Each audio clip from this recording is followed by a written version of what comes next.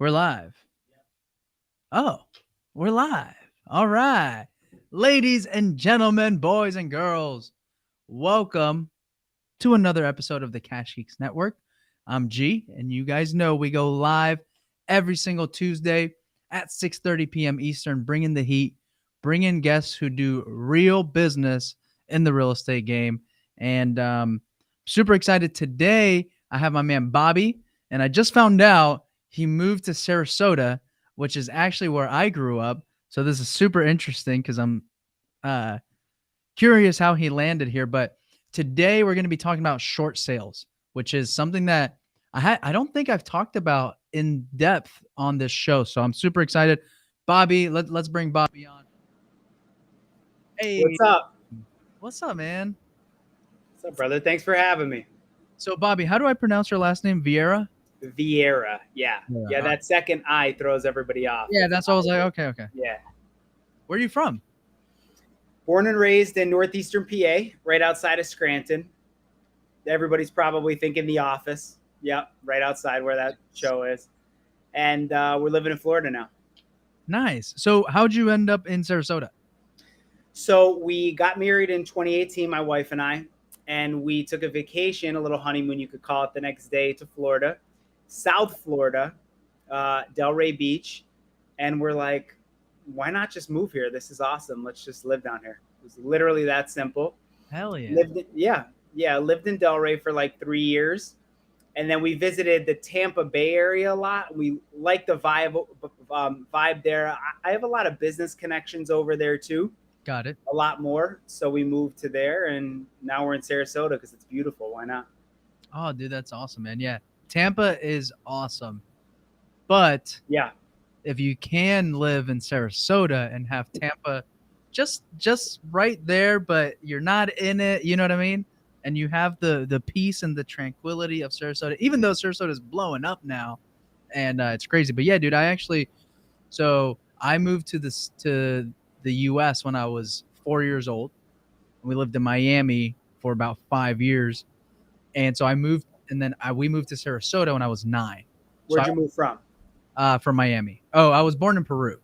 Born in Peru. Yep. So I'm Peruvian, and yeah. So I went to elementary school, middle school, and high school, and community college in Sarasota and Bradenton. It's right there next to Yeah. it. But yeah, man, that's awesome, dude. So I'll have to send you some plugs because my family, they own Peruvian restaurants down there. So Love it. I'll Please. send you some locations, and I think I'm going to be down there in a couple weeks. So I'll hit you up and we'll link up and Yeah. stuff. Yeah. Yeah. I've actually never had Peruvian food, so I don't even know really what the cuisine is. So I got to try it. Yeah. That's awesome, man. But let's get into it, man. So how did you get into the niche of short sales? And then just tell people a little bit about what you do exactly in the short sale world. Started in the business 2015 after, I like to call it, firing myself from my corporate job where I lasted 6 months. Horrendous employee. I'm like, I'm not even going to let them fire me. I'll do it for them.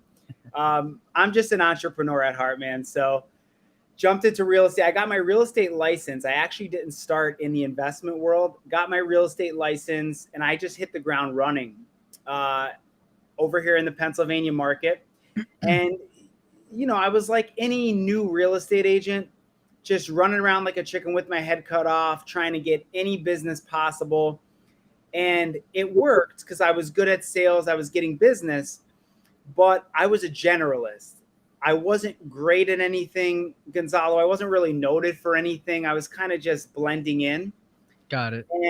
And by chance, I started listing a bunch of short sales.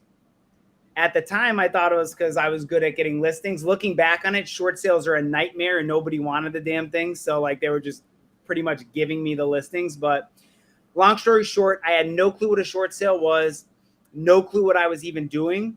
But through trial and error and just luckily doing so many, I got really good at them. I figured out how to deal with the bank, created a little process.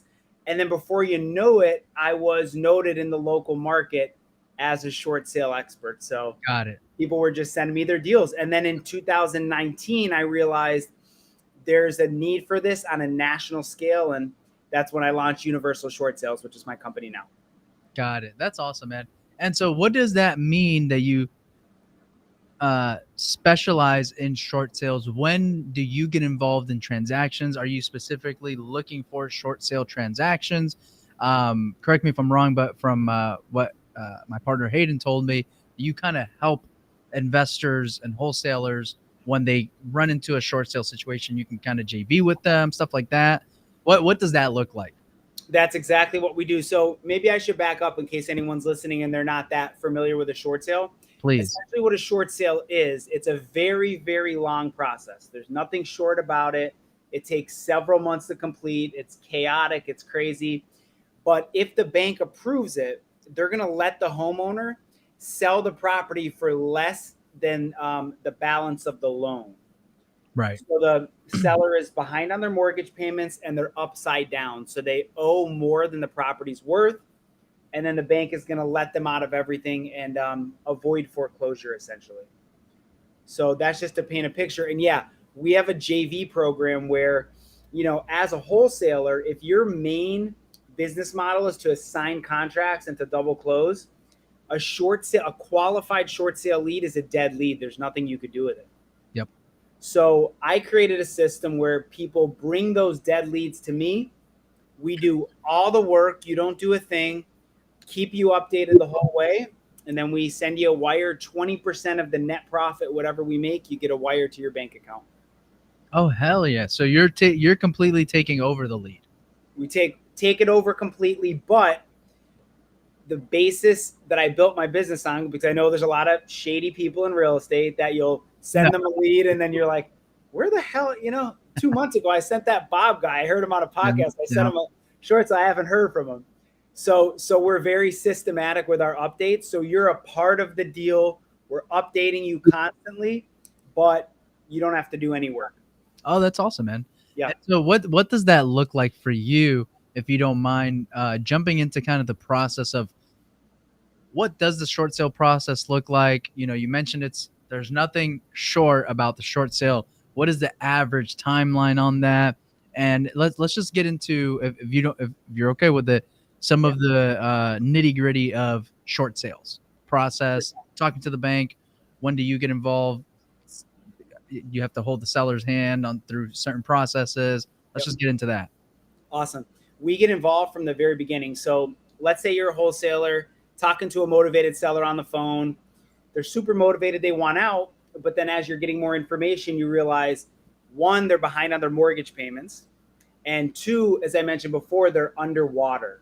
Right. So, house is worth $300K as is, and they owe $350 to the bank. They're underwater. So at that point, you as the wholesaler, when you realize it's a dead lead, you refer them. It's a warm introduction over to us. And we have the process broken down into 12 steps. It's like a science we have it down to. Okay. All right. And typically, as far as a time frame goes out, it's impossible to say. It all depends on the specific file.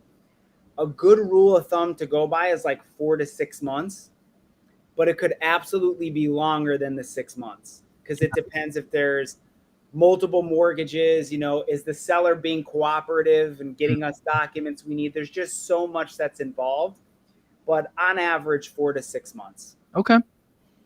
Got it. And so, if you're okay with it, and I don't want to steal any of your secrets, but I'm an open book. I will literally. What doesn't matter. Can we get into some of those 12 steps? Hey, it's first the seller has to contact the bank, or no? Do you go under contract first, then the seller submits the contract? Like, let's just get into that. Yeah, no. That's actually a great question. I actually want to clear. So, my company, it's a hybrid business. We have 2 different exit strategies. Okay. Sometimes we're going to take the property and we're going to make an offer and be the actual buyer. Okay. So I have a full-time staff.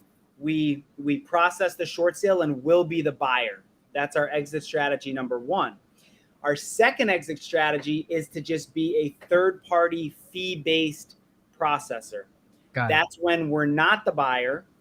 We do all the processing, and then the buyer pays us a fee on the HUD. Right now, it's 10 grand or 3%, whichever is greater. And who's the buyer typically in that situation? Is it an investor, or is it typically a retail buyer? It all depends on the condition of the property, because the tricky part about short sales, they have to be listed. This Right. is where a lot of investors get caught up. They Right. have to be listed on the MLS, Yeah. whether you're buying it or not. The reason, correct me if I'm wrong, if I'm from what I understand, is because the bank wants to see that you've actually tried to sell this, right? Yeah. Or is that wrong? Pretty much. Okay. Yeah. Yeah. The way I look at it, it's like checking off a box that the bank wants. You're absolutely right. Got Yep. it. Okay. Yep. All right. And so it could depend on the lead, how much they're, what kind of condition the house is in. Obviously, if it's in disrepair where, won't even qualify for a retail loan, they have to sell it at an investor price. You guys will either buy it, or depending on how it is, it also depending on how much the bank is willing to settle on, like whether you buy it or not. No, because, and that's actually a great question. A lot of people will come to me and say, hey, let me know what you could get the short sale approved at, and then I'll let you know if I want to buy it. Right. It doesn't work like that, because in order for us to submit a full short sale packet to the bank, you have to have an executed purchase contract. Got it. So we have to decide in the very beginning, hey, we're going to, shit or get off the pot, or whatever that saying is. Yeah, we're going to get a buyer, or we're just going to process it third party. Okay. Understood. Okay. Awesome. And then when you guys are acting as a third party, does that mean you're helping the seller list it and stuff like that? Or do you just take on the short sale negotiation process with the bank, and the seller has their own realtor, or us as the wholesaler? Because a lot of people in the wholesale game also are realtors or have a retail side, you know what I mean? And hey, we're going to help list it with the seller. I just want to pay you X amount to do the short sale process. How does that work? Yeah. So if you're the wholesaler, it's your lead. That's what I tell any wholesaler that partners with us. Hey, you tell me what you want to do. It's your lead. You work for it. Now, a lot of times, if they're licensed, I just suggest that they be the listing agent, because sometimes they'll make even more. Right. But that's totally up to the wholesaler. Got if there's no listing agent, we have a process in place where we could place one for the seller. That's a part of our system. Got it. Okay. Awesome. All right. So let's get into the process. So you have to have a contract to submit a short sale packet, right? So there's a short sale packet. Yeah. Okay. And let me just clarify. It's not just the purchase agreement. You can't just sign a contract with the seller and submit it. You have to sign the contract. This is very, very crucial. Sign the contract, and then you need to get a full title search first. Got it. Which is a little backwards, obviously, than a typical transaction. Okay. You need a full title search, and then you have to tell your title company to complete a HUD. You also need a HUD where the seller side is completed. Because when a bank is reviewing your offer, they're going to review it based off the numbers on that HUD. Right. Okay. Because they want to see if, like, hey, does this guy have a judgment that they're going to pay off? Bingo. They pay their child support liens. I'm not going to settle for this guy's child support liens or whatever. Right. Correct. Okay. They're looking at that net proceeds after the judgments are paid. Gonzalo, they're looking at that net.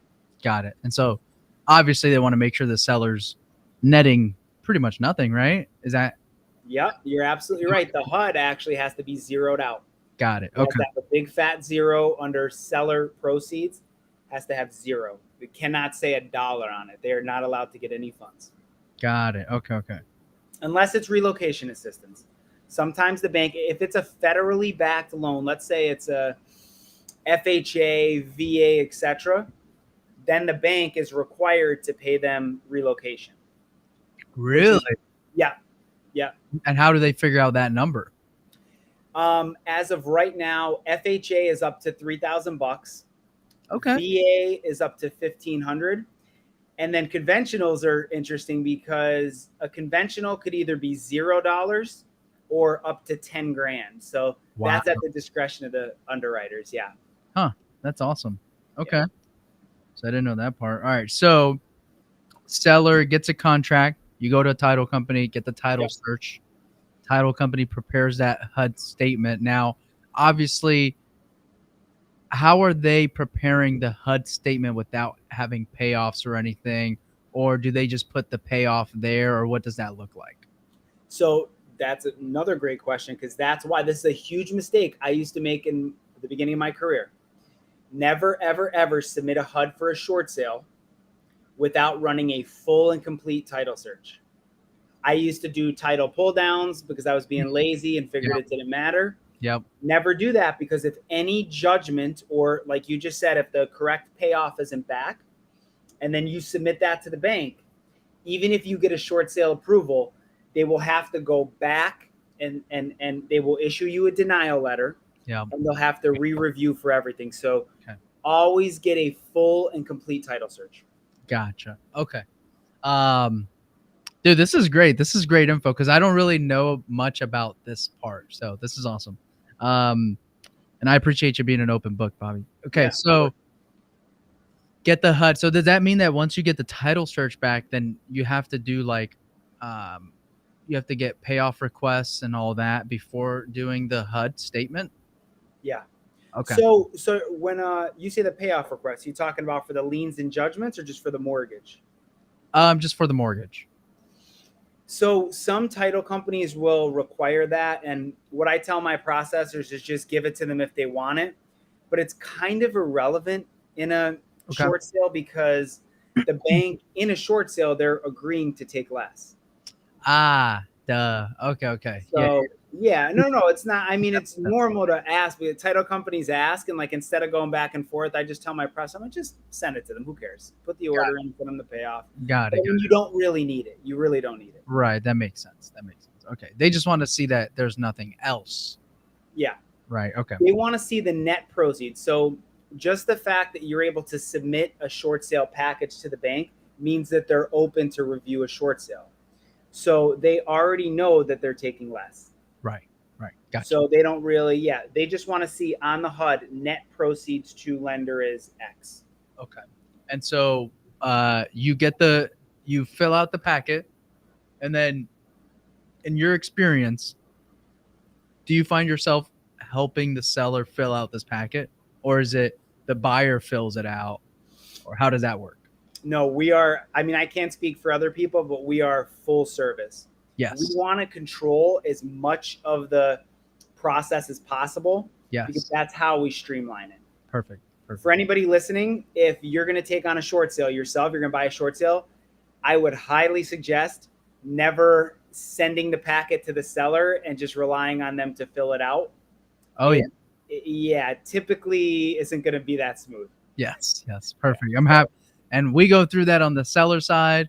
So that's why I wanted to bring that up, because Yeah. you do need to, ensure that it gets done and ensure that it gets done the right way. Yeah. And so, even sometimes with just regular closings, right? A lot of title companies have forms that they want the sellers to fill out just for regular closing, right? Not necessarily a short sale.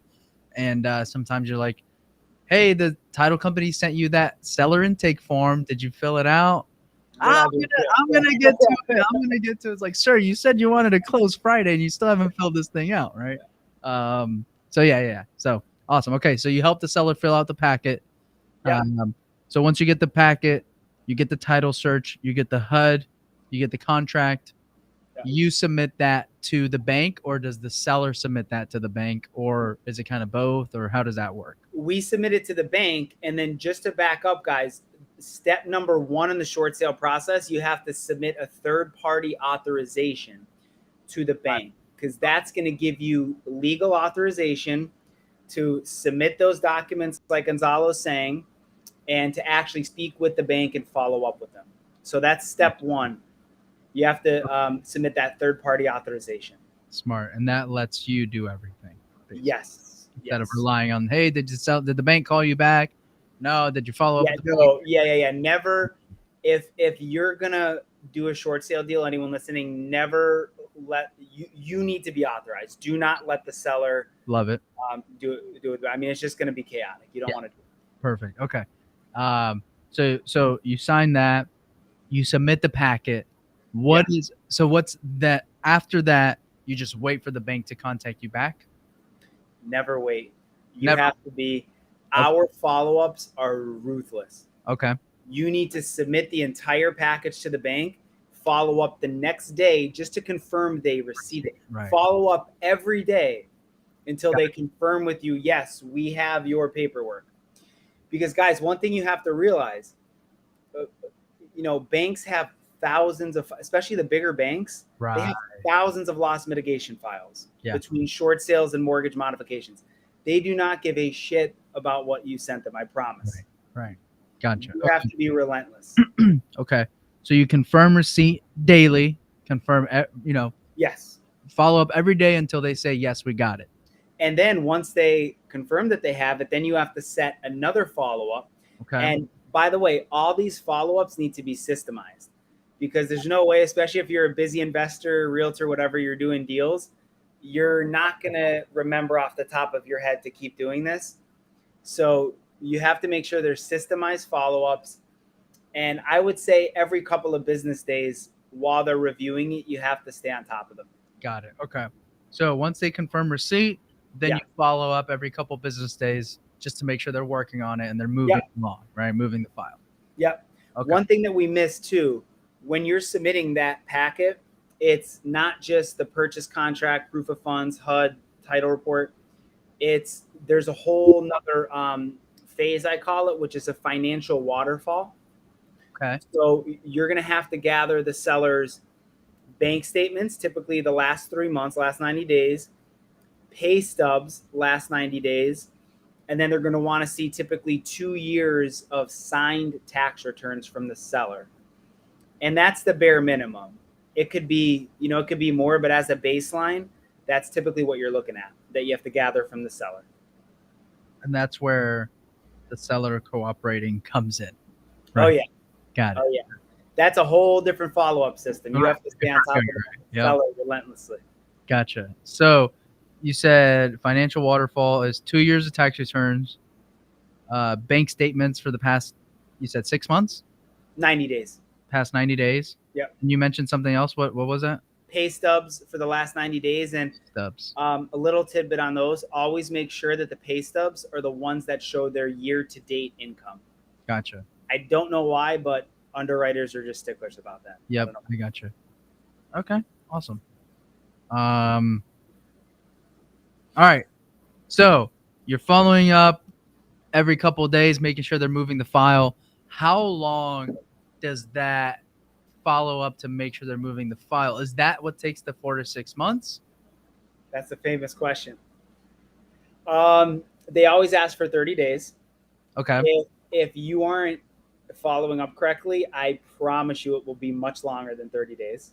Okay. There's nightmare situations where it take up to a year, if you could believe it, a year plus. Yep. Because no one's following up. Correct. I try to be careful because I don't like to overpromise, but typically we get a response in less than that 30-day time frame. Wow. Now, something very important. So let's say we follow up. Let's say we get a response in 14 days. And the bank says, hey, everything looks good, but the one document you sent us, we need, it's incorrect. We need something else. Right. Once we get them that new document from the seller, the 30 days starts over. And the follow-up game begins again. Correct. Got it. And then that's where the gray hairs come. Yeah.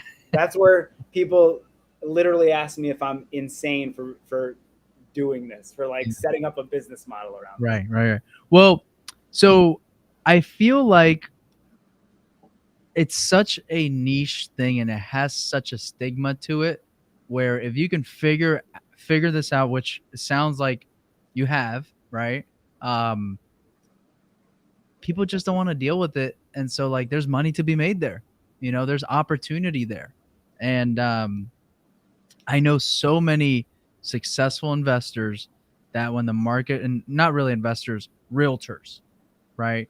I'm in a couple mastermind groups. One of them was started by very successful realtors, kind of involved more into a traditional investor mastermind. But because they are all power realtors, they just attract a bunch of realtors. So there's just a ton of massive producing realtors in a certain mastermind group. And when everything tanked in 2008, The ones that crushed it, it was because of short sales. Wow. And they had to pivot, and they had, full blown real estate teams that were just crushing it. And the next thing they're losing half of their team because no one's buying or selling houses in 08, 09. And the only way to sell your house was a short sale back then. And so they just completely pivoted. And from like 09 to like 2013, 2014, they just crushed it in short sales. And I feel like it's such a niche thing for some reason. I don't know why, but it seems like such a niche thing because a lot of people don't do them. And I feel like a lot of markets have that. Oh, you used a short sale. Oh, call that guy or call this person, right? Oh, oh, you're going to do a short sale. Call this title company. They specialize in short sales. Call this realtor. They specialize in short sales. And so I think it's awesome that you figured out the niche, stick to what you know, perfect it, and rinse and repeat, man. And through that, I'm sure this process wasn't like this day one that you've built out, right? Over time, you build out the follow-ups and the automations and whatever. So that's awesome, man. So what is like driving you to, you just said it yourself, most people think you're insane for doing this stuff. What is driving you to continue this path? And obviously I'm sure you want to blow it up, right? More and more and more. Yeah. 100%. Yeah. That's my goal. So, I mean, it's still a relatively new company, so I want to get bigger and bigger. And then obviously I'm expanding from this niche. I'm starting to do traditional fix and flips and stuff, but Okay. I'm still going deep into this niche for sure. To answer your question, it's a pain point. The key, in my opinion, not even for real estate, just for being an entrepreneur in general, is to solve somebody's pain. Right. And dude, I remember doing my first short sale, like I'm not lying, before I even knew what it was, when I was just a realtor. I took on the short sale. I literally remember being in my car, like literally screaming, punching the steering wheel thing, like, I am never doing one of these things again. Like, seriously, I could not believe how stressful it was, because it's just little things that like you don't know. It's just like, yeah. And from there, once I took a deep breath, got the deal done. Uh-oh. Buddy, Bobby, I think we lost you. Can you hear me okay? I could hear you. Could you hear me? Okay, yes. Now you're back. Okay. Oh crap! You were I saying thought that was my end. Are you good? yeah. No, we're good. We're good. Good. Yeah. So Okay. sorry, you were saying you were asking yourself, why does anybody go through this? Literally. I'm never gonna go through this again. Yeah, after the closing, when I was having some whiskey because I needed it, Cheers to I that. was just, yep. I was kind of just reflecting, and I was like, you know what? If that was that painful for me, it's got to be like that for everybody else. Right. So that's it, man. I'm just solving a pain point to answer your question. That's why I do it. That's awesome, man. Okay, so you follow up. The bank's underwriters are always going to catch something or whatever. Is that usual, where they're just like, hey, we need you to resubmit this or whatever, right? Yeah, I mean, I'm not involved like a ton in the day-to-day because I have a full-time processor, but like just overseeing the operation, yeah, there's always stuff like that. Absolutely. Okay. And so then you submit it again. It starts the 30 days again. You follow up. What does what does the next step look like after that? They approve it, or they say No. Okay. So during that process, once they have everything that they need, the next step, it's called a second level review, it goes into. During that second level review, they're going to order a third party appraisal and or BPO. Got it.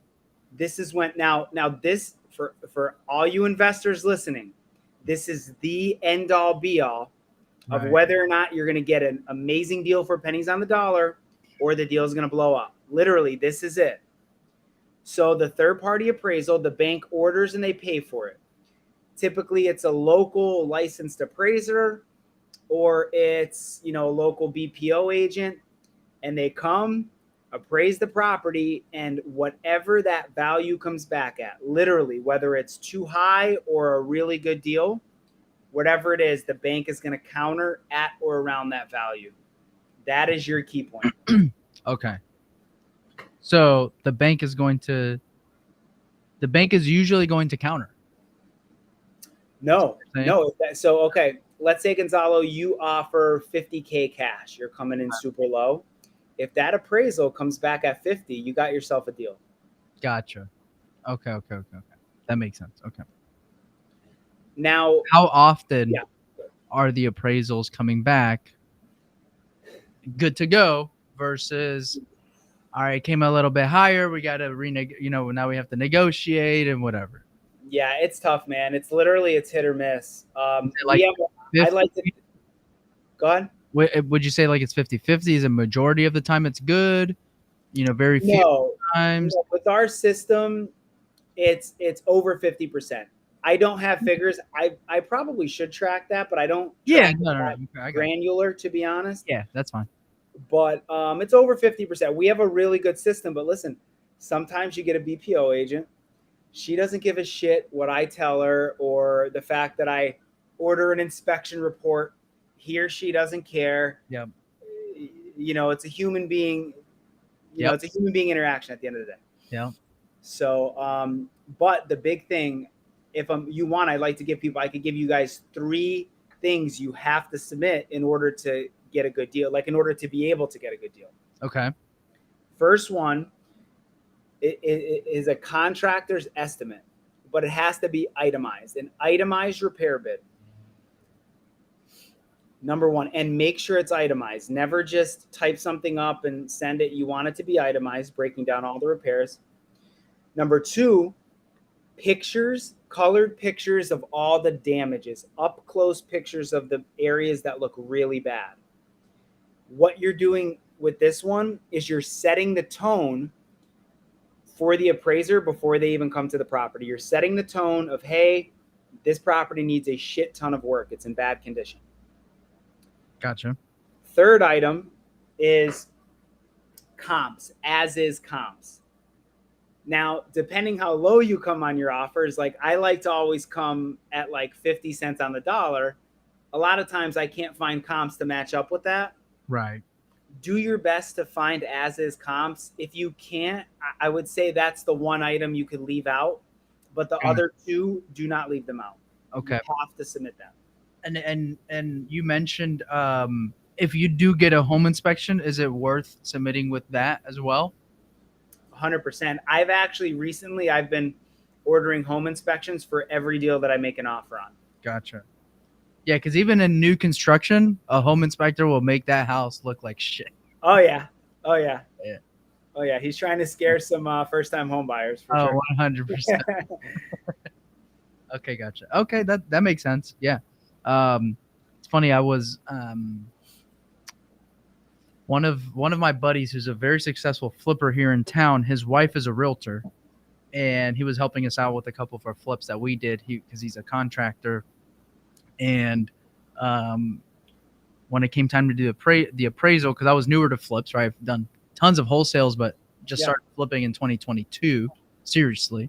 Okay. And, he said that his wife, as the realtor, when she lists properties, whatever, always goes to meet the appraisal, meet the appraiser when they're doing the appraisal, right? Just be there, happen to be there, right? Oh, I'm here in the area, whatever. Yeah. And then have your comps ready. I know you're doing your comps, but this is what I have. List of, obviously, because this is a retail agent, so it's opposite, right? List of everything that you've done to the house. We love it. Yes. All the repairs, right? The opposite. Don't do that in a short sale. Anyone listening? Yeah. Opposite, right? Yeah. So, hey, we did the roof, we did the flooring, we did this. Here's a list of everything we've renovated, before and after pictures, right? And he said ever since she started incorporating that, no house has ever not passed appraisal, and the very few times she hasn't done it, it doesn't appraise. And so it just shows that, like, this shit works, right? Gonzalo, guess what? That is the same exact formula we use. Yep. the listing agent, whoever lists our short sales, the only requirement we have, you could pretty much coast because we have an awesome process. The number one thing we need you to do is you have to be there. Right. You have to physically be there, because I totally agree with your friend and his wife. Yep. Anytime the appraiser goes in, we always get a high appraisal that comes out, Yep. and nobody meets them there, rather. Right. It's Right. crazy. Correct. Yep. Same thing in our business. Yep. That's awesome, man. Okay. So BPO goes, and is that pretty much the second party review? Is that what that's for, the BPO, or is there another part to the second party review? The only other part is the decision after the BPO, which again, that's a waiting game. It's not gonna, the appraiser is not gonna tell you what it is. They have to submit it to a vendor. Yep. The vendor reviews it, submits it to the bank. It's a whole process. The bank is going to counter you, or they're going to accept your offer based on the appraisal. Gotcha. And is there ever a point? So do they always counter you at the BPO value, or are they like, hey, it appraised for 200, you Yeah. want this at 100, the loan amount is 150, or I don't know, right? We're willing to take 120. So that's a nuanced question, because if it's a conventional type loan that's not government backed, they could kind of operate via their own regulations. Okay. Sometimes they'll just counter you at the appraisal amount. Sometimes they'll counter you on what they're netting. Remember, going back to that, that's why that HUD is so important to get accurate, because they're basing their offer off of the judgments, the commission, all that stuff. Now, if it's a government-backed loan, which a lot of short sales are FHAs, VAs, they're always going to counter you they're going to want to net a percentage of the appraisal. Typically, FHA, for example, they're going to want either 84 or 88% of the appraisal value net. That's not gross, net after paying the expenses. Gotcha. Okay, so that's after commissions, after realtor fees, title company fees, all that. On a net. Between 84 and 88, or is it specifically 84 or 88? Typically, they want 84. Sometimes they're cool with 88. Really, I've seen them do it, but typically that's like their two rule of thumbs in their formula that they use. Got it. Okay. Oh, that's awesome, man. So then after that part, they'll either counter you, they'll accept your offer. Then how quickly can you close after that? You're going to get, once they give you the short sale approval letter. So nothing is official until you get the short sale approval letter. This is the bank putting in writing that they're accepting all of your terms. Got it. Now, one little thing for the people listening, never, because listen, we're all investors. We want to get good deals, but at the end of the day, you want to look out for the seller in these situations. Of course. The first thing you need to look for on the short sale approval letter is that the bank is putting in writing that they're waiving their right to collect the deficiency. What that means, guys, is going back to that example I gave you in the beginning. Property is worth let's say you buy it for 300 and they owe 350. That $50,000 balance is called the deficiency. You want to make sure that the seller is not on the hook for that 50. Yeah. I've never heard of that. So they can still be on the hook for that additional. Yes, the bank could come back and sue you. Now I'm not an attorney. Different states have different rules. I don't like to get into all that because I'll be, Bob just gave me legal advice. Like, I don't know the nuances. All I know in most states, the bank could come back and they could sue you for that deficiency judgment. Wow. And so, okay. So you have to make sure you read that. What happens if it does not have that? I've seen that maybe 2 or 3 times only. Typically, it will have that. And the handful of times it happened, I went back, and it's tough to do because you're looking at that profit you're going to make. But you know what? You have to have integrity, and that's one of those things that in my company it's non-negotiable. That's the first thing that my team looks for. So we just went back to the bank and we're like, hey, listen, the seller's not coming to closing. You guys have to add this verbiage in. There's a little back and forth, but they added it in. Got it. Oh, that's awesome. That's awesome. So with that being said, it's very rare from what it sounds like that they don't have that, right? Because that's pretty much the whole point of the short sale, right? That's the whole point, It's man. kind of Avoid like that's foreclosure why I've and never then heard of that because like, what's the point of the short sale if you're still on the hook for the overage, right? correct. Okay, Correct. I gotcha. Okay, so that makes sense. And then so you get the short sale approval letter. You verify it has them waiving their right to collect any deficiencies. Yes, sir. Um, then what? Do you go to closing? Go to closing. Typically you'll have 30, 45 days. Got Yeah. it. Go to closing. Wow, that's awesome, man. So you literally just walked us through a whole short sale process. That was amazing. Much. Yeah. What does the team look like for you to have to do these? How many are you guys doing on a monthly basis, yearly Yeah. basis? Um, yeah. I have a bunch of full-time VAs, and then I have a full-time short sale processor who is Okay. in the States. She's my, she runs the day to day. Okay. We are doing, so we have right now just under 40. We have, I think, 37 or 38 active deals we're doing right now. Wow. Yeah. Yeah. But I mean, we could be a lot bigger, and we're just getting started. Yeah. We're just getting started. That's awesome. Yeah. So we have just under 40. And then we do about, right now, we average 7 new contracts per month. Got it. Seven new deals per month. And then that comes out to around 40. Like we're always working on around 40 per month. Right. Active. Dude, that's awesome. Congrats, man.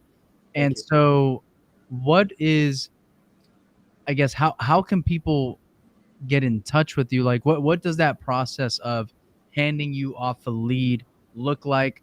What does the conversation with the seller on the wholesaler side look like? I love the fact that we can just hand it off, 20%.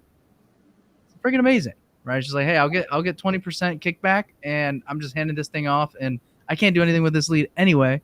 And I know for sure most, I know for sure. I mean, I've been wholesaling for almost 10 years now. I've done over 1,000 deals.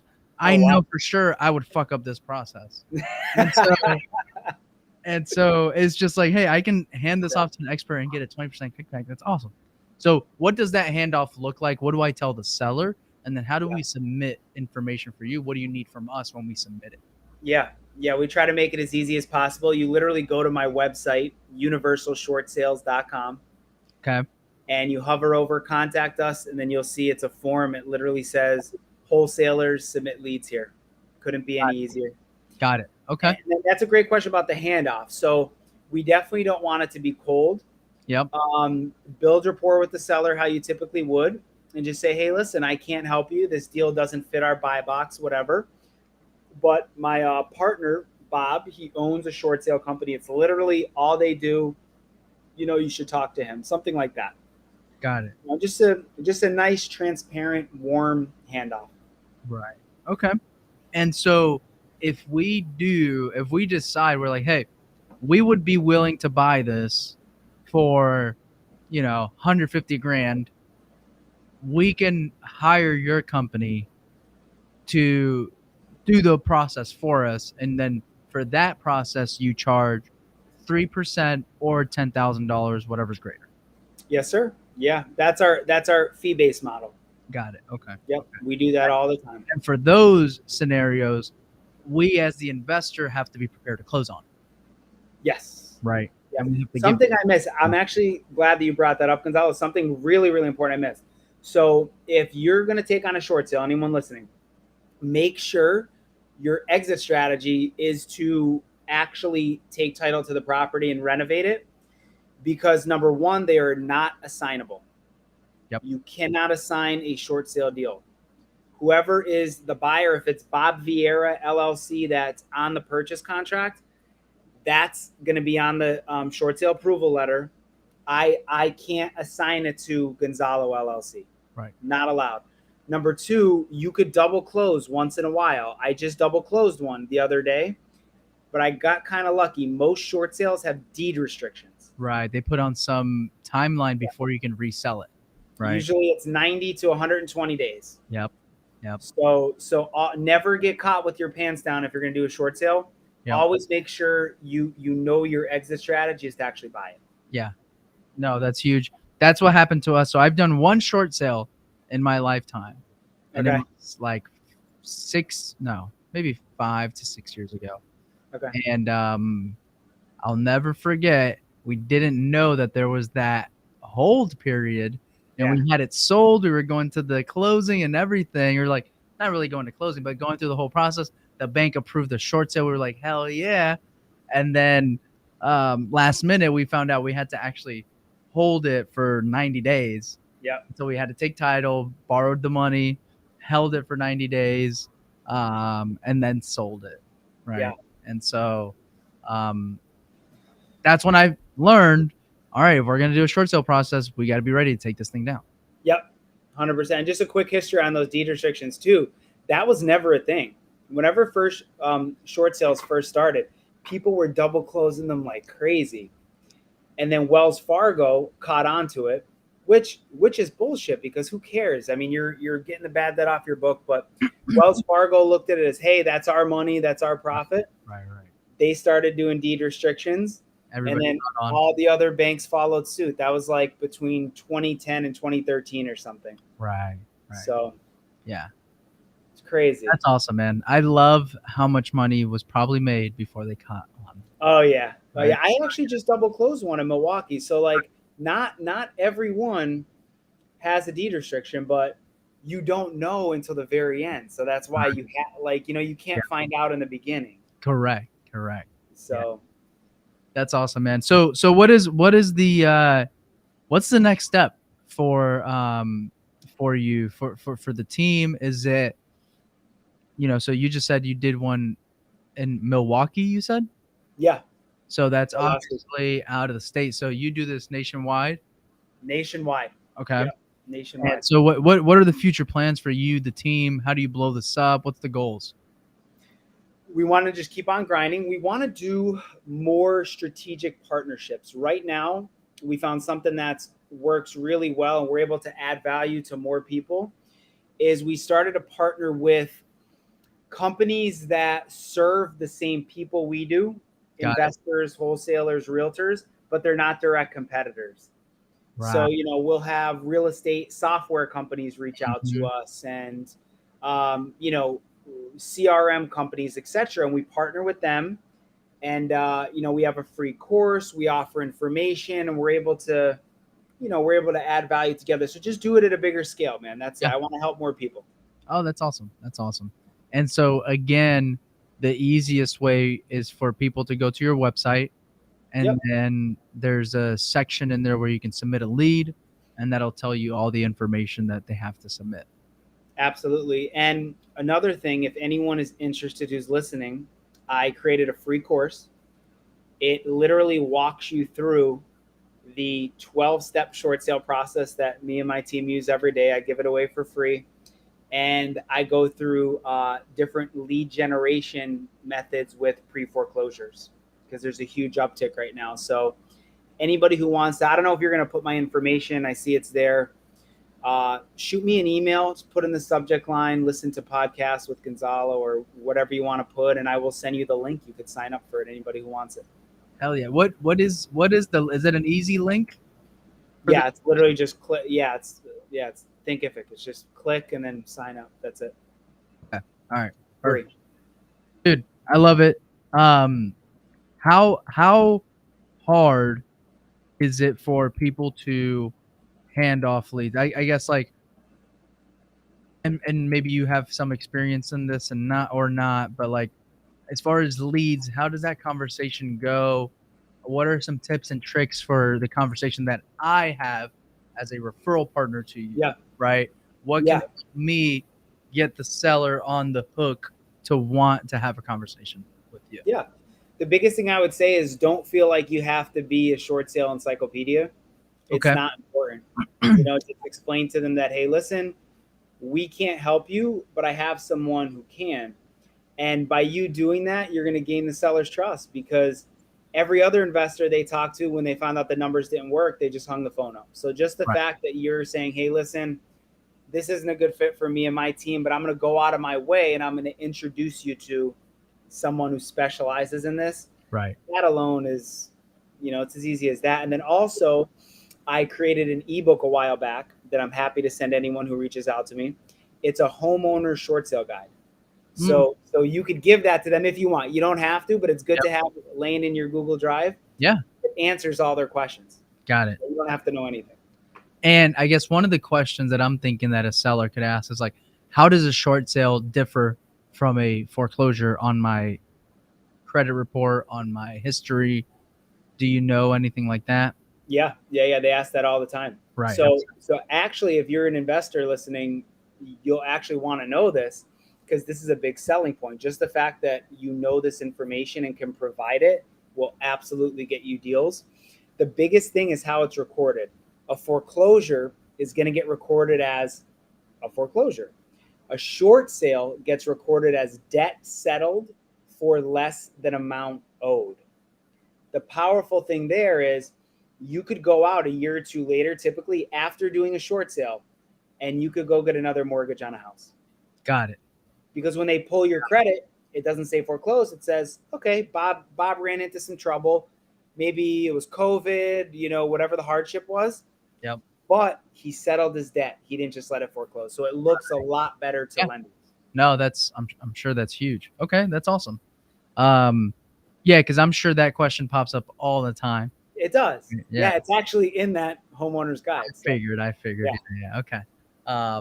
Awesome, man. So, dude, this is exciting. It makes me think about some of the leads that we've recently talked about. Just curious, because sometimes, now that I think about it, sometimes like when we go to closing and we ask for title, and sometimes there's those situations where the seller forgot about a mortgage here, or they're like, yeah, I owe 140, they really owe 190, right? Or whatever. And Yeah. so in those situations, do you ever get those phone calls like, yo, we were about to close, seller owes way more, house isn't worth that, can you help out? And like, does that change anything? Is it the same process? No, Can no, we get those calls all the time. That's very common. Okay. You get a property locked up because, in order to qualify a short sale, it's a motivated seller. Right. It's the same sellers you guys are dealing with. The Correct. only difference is ours are upside down. They just don't have Correct. equity. So I mean, yeah, a lot of wholesalers go to take the property down, just like you said. They're going to closing, payoff comes back. They're like, holy shit, you owe 190, not 140. Like you said. Yeah, all the time. Yeah. Okay, gotcha. Okay. Yeah. That I can definitely think of those scenarios. Oh yeah. And that's how we did that one short sale back in the day, was because of that. The seller thought, Did it close? Did you say it closed? yeah, we actually bought it. We found out last minute we had to buy it, so we had to call a private money lender, Raise the money, took it down, and then held it for 90 days. And what was interesting was our buyer backed out in those 90 days, and then we ended up selling it for more. okay. Because now we owned it, so now you can do way more stuff on on the the market, whatever. Yeah. Once Yeah. you own it, it's like, dude, slap a lockbox on it, Yeah. blast it out, put it everywhere, right? So I remember like us owning it, and that was like one of the first times we had actually like closed on a house because we were forced to. Yeah. Was that in Jacksonville? That was in Jacksonville. Curious. Now, I don't know what it is. I was telling Hayden this. I have like 5 just in Jacksonville alone right now. Yeah. I don't know what is going on in Jacksonville. You guys know the market way more than I do, but it's like whatever's going on there. There's just, I don't know. There's just short sales there. Are you guys seeing them? Not really. I mean, so basically the problem with I wouldn't say the problem is that there's values are all over the place. Yeah. So many. Jacksonville isn't like the suburbs where everything is cookie cutter and everything's the same. You know what I mean? Jacksonville is one of those markets where you cross the street and you have $1 million homes, and now it's the hood, and so on and so forth, right? And so like people can be values go up and down like crazy. And so especially over COVID, values went up like crazy. And then in certain areas of Jacksonville, they've dropped a decent amount. Some areas, right? And so especially from like this happened in like 08, 09, 2010, bunch of like quads and triplexes or single family homes sold for a lot. And when the market tanked in 08, the Jacksonville market wasn't like a booming market that just immediately shot up again. right? It took a long time for it to catch up. Um, and there's just a lot of people, a lot of houses, a lot of distress, a lot of distress. So I don't know what could be making that happen, Yeah. but but yeah, I would not be surprised that Jacksonville is one of your hottest markets for Yeah. short sales. Yeah, Interesting. yeah. Interesting. Um, but also, man, I really appreciate your time. I think we're going a little bit over, but thank you so much for doing this, man. I have like a page full of notes, 12 Awesome. steps, and I'll figure out a way that we can start doing some deals together, man. And Love it. I'll hit you up next time I'm in town. Please, please do. I need some Peruvian food. You have to introduce me to that world. I will. I will. Awesome, Awesome. man. So for everybody watching, and maybe you tuned in late or whatever, this is gonna be on my Facebook and on our YouTube channel, the Cash Geeks Network. This one was jam packed with information. So I love the highly tactical stuff. I'm that kind of guy.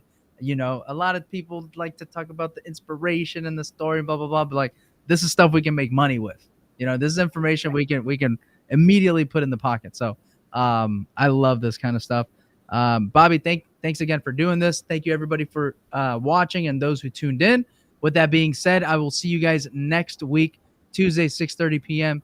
live. And